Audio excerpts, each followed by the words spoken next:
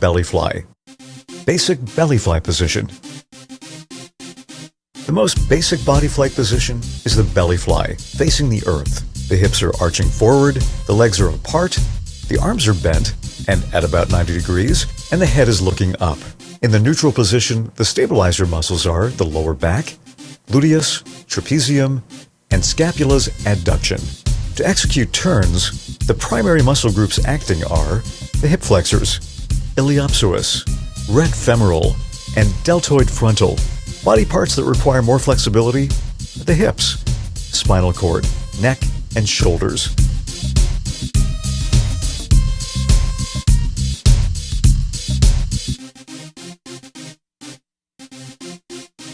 Belly fly. Mantis position. Advanced belly fly.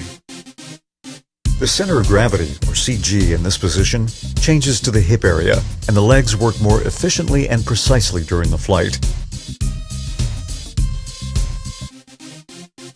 The legs are angled at about 45 degrees from one another, and the arms are lower and in front of the head, about 45 degrees to the side. This position requires the quadriceps, chest, deltoid frontal, and gluteus to work more, as they must be in an isometric contraction to keep the CG closer to the hip area. When executing turns with the legs, it's very important to maintain the medial part of the leg engaged and pressing against the wind, and keep the gluteus contracted. There's an increasing pressure force when that movement happens, and the leg moves upward and to the side. In order to keep the leg in the right position, low and at a 45-degree angle, it's necessary to anticipate this reaction by keeping the muscles in isometric contraction.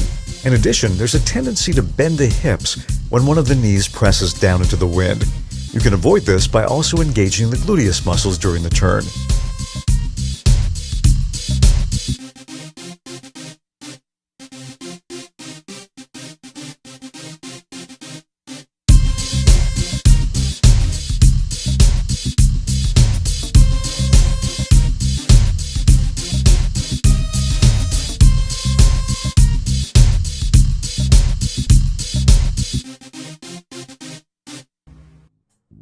Physical conditioning, strength and endurance.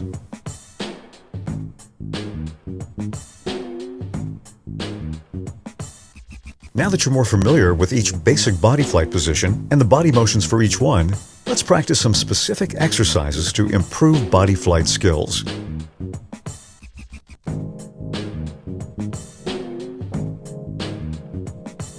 One of the main factors to have good body awareness for flying, or just have good body posture in general, is to regularly perform physical exercises. The part of this program dedicated to strength and endurance mainly works the core muscles.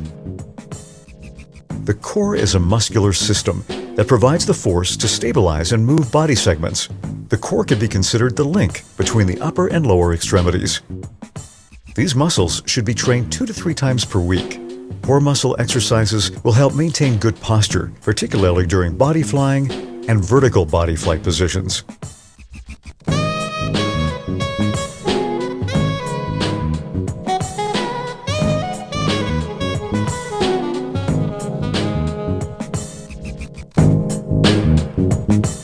Warm-up.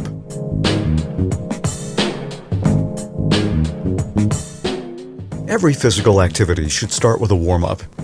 It can be a few minutes of running, bicycling, or any other type of aerobic activity. 5 to 10 minutes of warm-up is sufficient.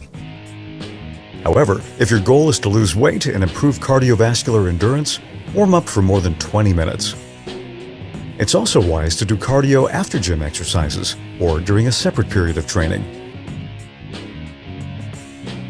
Stretching. Stretching before the workout should be gentle and brief. Look for professional orientation if you don't have enough experience to stretch alone. You should stretch the ankles, hips, torso, arms, especially the shoulders, and the neck. During this activity, our attention must be placed on our own body, and especially on the region you're stretching. When we're stretching, we must fully concentrate on what we're doing.